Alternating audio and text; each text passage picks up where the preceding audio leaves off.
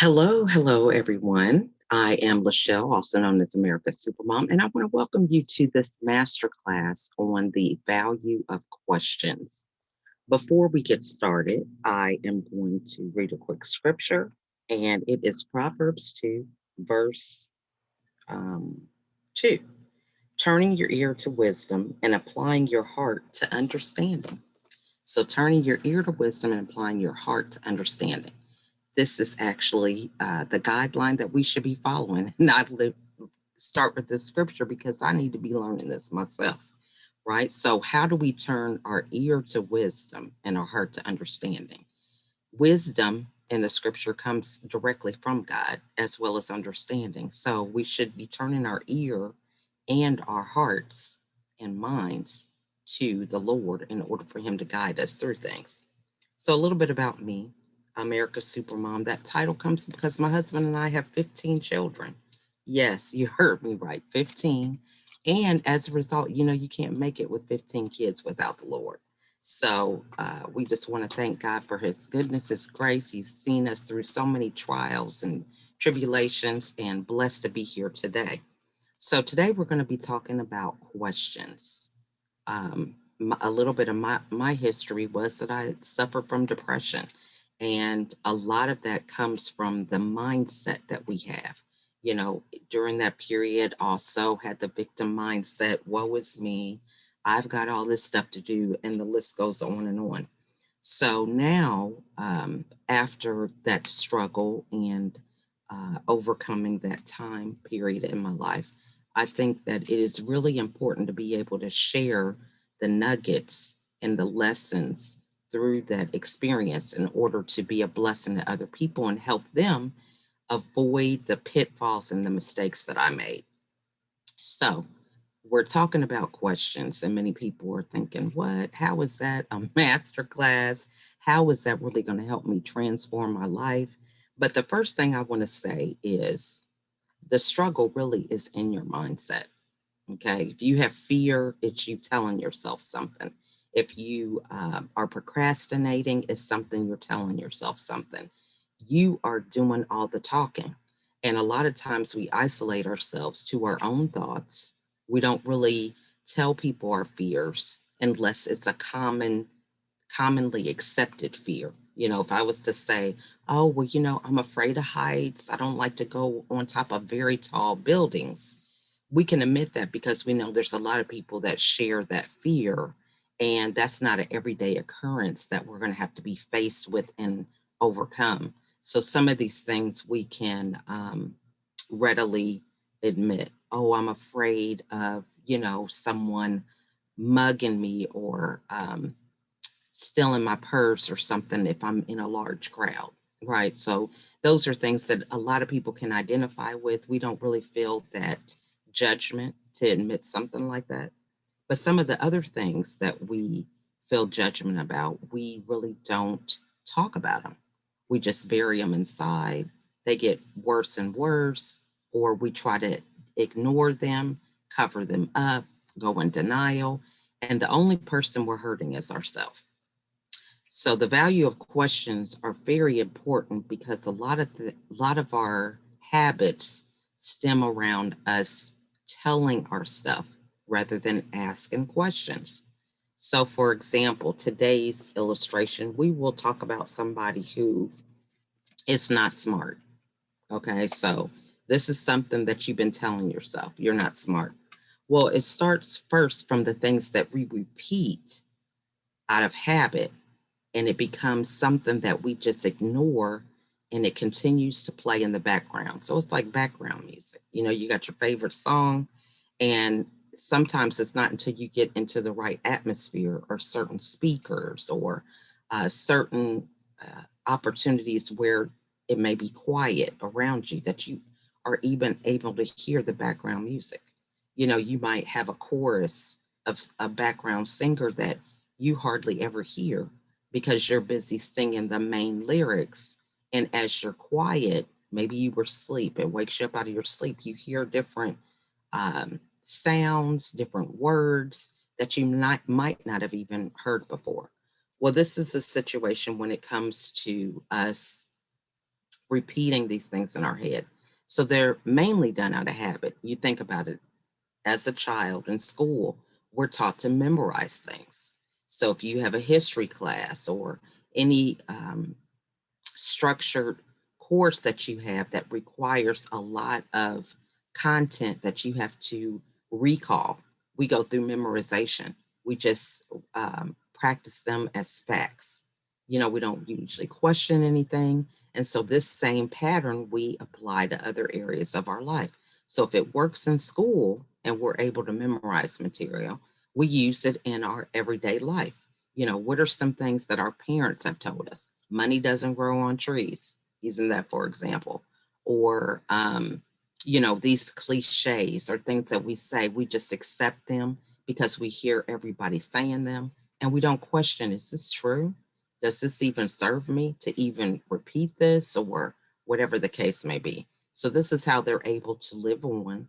They're able to create real estate in our head and we don't even challenge them. All right. And so that's how we're able to get to the mindset of not asking the questions. So the first thing I would say is, think about if you're watching a lot of TV, right? So I had this doctor who I was able to have a conversation with him, and he said, what is it that we're doing? What is it that what is it called that we're watching when we are being entertained or whatever? This is what we're thinking on TV. And he said, I want you to say the word for television. Repeat that after me. And he said, television, television. So we are sitting here in the comforts of our own home through computers, smartphones, and televisions with this vision being told to us. Think about it. What is the news saying? How are they determining our behavior? Um, Allowing us to think certain things to be true that we don't even question. We just assume because it's on television that is true, that is something that's real, and we don't even challenge these things that are told to us. And so this same philosophy goes on to family members, friends, spouses, children, you name it. Whoever is in our life, we just allow them to say things without questioning the validity if it's even true. And how often do you have people who maybe they didn't have the best upbringing? They believe things to be true and then they go and tell other people because that's all they know. And so we don't even begin to categorize that what is this person's upbringing? What do they believe? Do they believe the same thing as me? Do they value the same thing as I value? And so we begin to take their truth as our truth without even questioning it. So this is the history about how the questions begin to not even be asked. Okay. So we have to begin to think about these ideas, thoughts are just allowed to run rampant in our head. We allow them to have real estate as if they're true.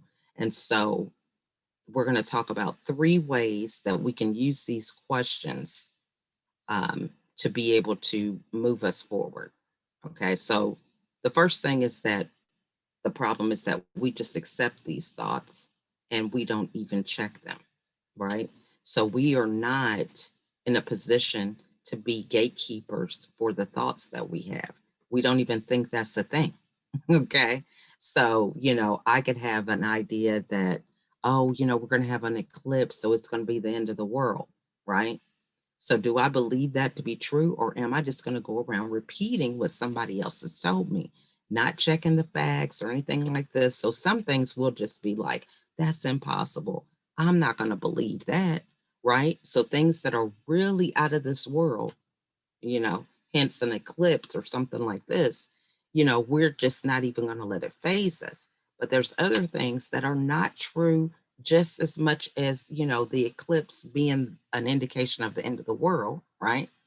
And we just allow them to run rampant as if they are true. We don't challenge them and we believe them sometimes because of who says them, right? So, I just think about the issue of people who don't have money, for example. Their mindset is that money doesn't grow on trees. So if I adopted that mindset, or the right size family is two kids, two dogs, and a cat, right? So if I believe that to be true, I wouldn't be where I am today, right? With 15 children and three cats, right? So we have to be in the space to begin to be gatekeepers for the thoughts that come into our head, because every thought that comes may not be true. All right. So the first thing we do to be able to question the things that we say is to think about, is this true? So we're using the example of someone who is smart or not. Okay, so they're believing that, or they're being told that they are not smart. So the first thing we have to do is it true? So we have to determine if that's true or not. Let's say it is true. Okay. So then we ask ourselves, do you want to change it? Or do I want to change it? Because this is us talking to ourselves. We're asking questions. So, is it true that I'm not smart? Do I want to change that I'm not smart if I believe that it is true? So, if it is true, if I do want to change it, how can I change it? So, we begin to ask ourselves, how can we change it? Even if something is true, regardless of how bad it is, it's not a permanent sentence for our life. We have to begin to take accountability for whatever reason. If you just did not have the bandwidth to see some of your flaws at certain stages of your life, then they could be true because you ignored them, buried them, were in denial, whatever the case may be. So once you kind of have this realization that, you know what, this may be true. Um, Maybe I am a person who does not arrive places on time. Okay. So if this is true, do I want to change it? Do I want to keep talking about my patterns, about how I've always been doing things? Oh, I never get to places on time. I try, but I don't get there. If you don't want to change it, then these are things that you have to begin to accept and ask yourself the question, why do I not value being places on time? Right? Because certain people make certain judgments. There's a lot of character traits that people assume based on people being on time. So that's a sign of trustworthiness. If you show up the time that you say you're supposed to show up, people believe they can trust you. Oh, you know what? If something happens, you know, I know that I can trust Sally because she's always going to show up. She's going to be here. If she doesn't show up, then there must really be something wrong. Okay. Because she has a pattern of arriving places on time. It's amazing how much credence people can give you for certain character traits that you have. Let's say that you always tell people what's on your mind. Okay, so they were just like, hey, you know what? If I need to talk to anybody about this issue and see their opinion, I'm going to ask Jane because she may not tell me everything I want to hear, but I can trust that she is going to show up and she's going to tell me what's on her mind, or she's going to explain it in a way that looks at both parties, or she's going to be impartial and she's going to tell me what is right rather than what she thinks I want her to tell me. Okay, so just different things like this. So we want to think about certain things about us. Let's say you're not smart. That doesn't have to be a final destination, right? We can be smart in some things and not smart in all things. So maybe you say, you know what, I'm smart when it comes to managing my money, but I want to be smarter with my relationships. I want to be smarter with how I spend my time. I want to be smarter with how I um, communicate with my children, right? So we can always have room for improvement. The issue with this is being able to admit it. That's half the battle, having that awareness. Because if we don't, we're going to ignore it. We're going to focus on something else that we're already good at and just ignore the things that we're not good at. Right. And so eventually there's going to be this thing that things are out of balance. things are not in alignment. This is the issue that I had when it came to depression is, I'm working on this one plane and then I have this other stuff going on in the background and things were not in alignment. And eventually the plane crashed, right? So we have to think about how we can keep things in some sort of balance so that we can move forward. So, one, is it true?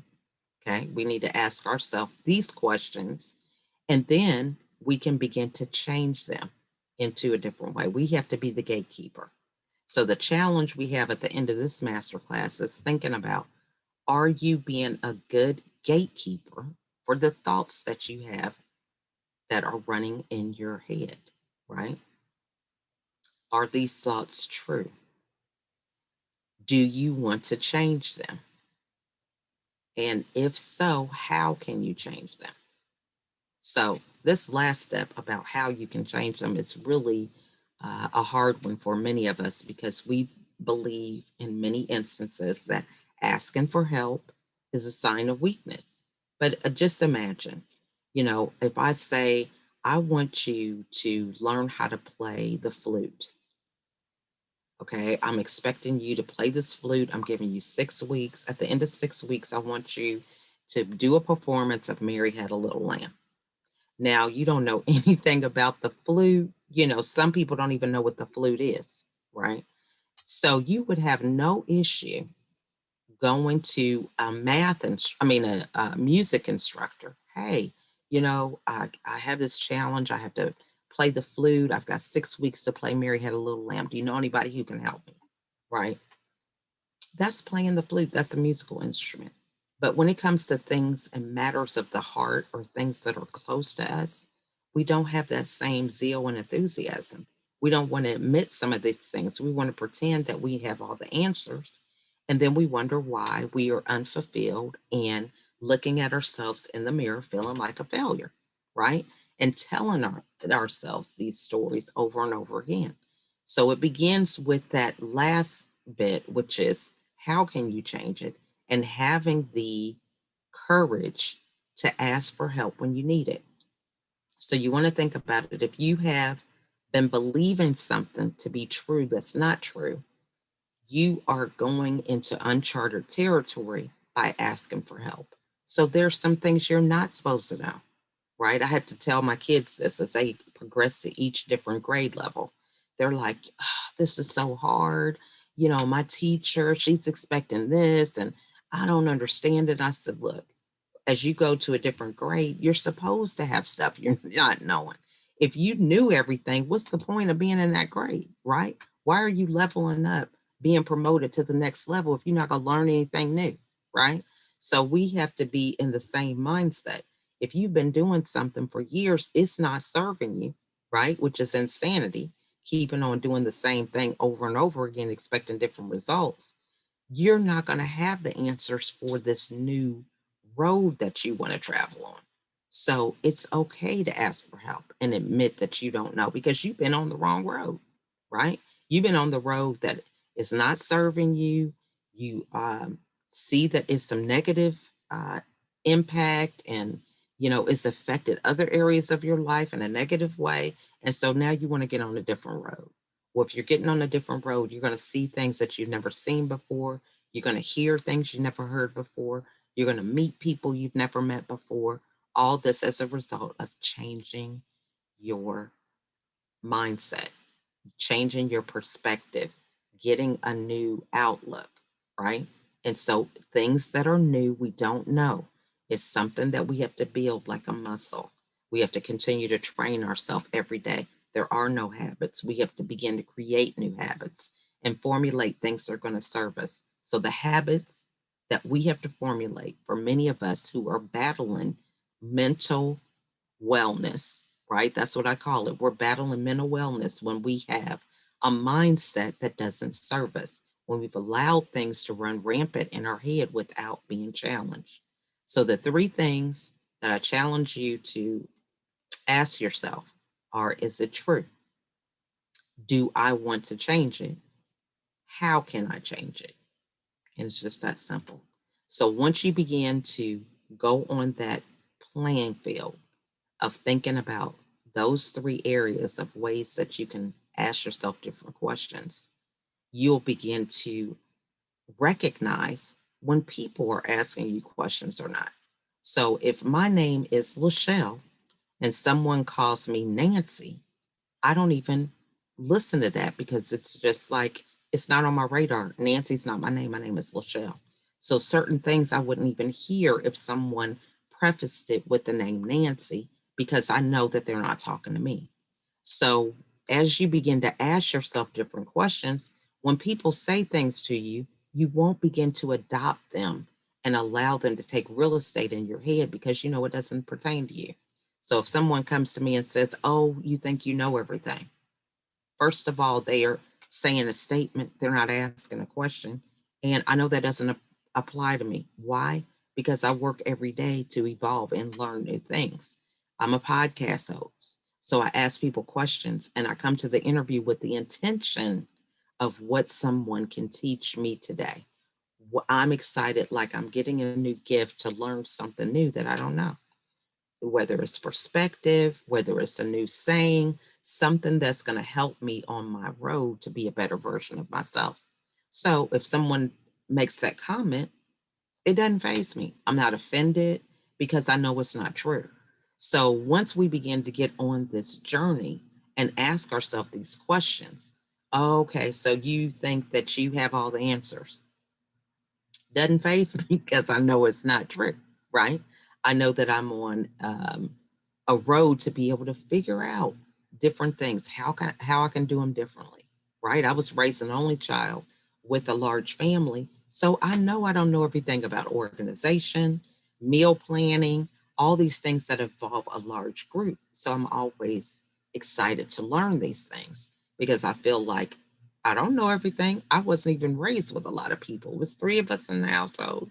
So how am I going to know everything about a big family? Right. So I'm always going to be thinking of ways to figure out how I can maneuver through that. Same thing with sibling rivalry.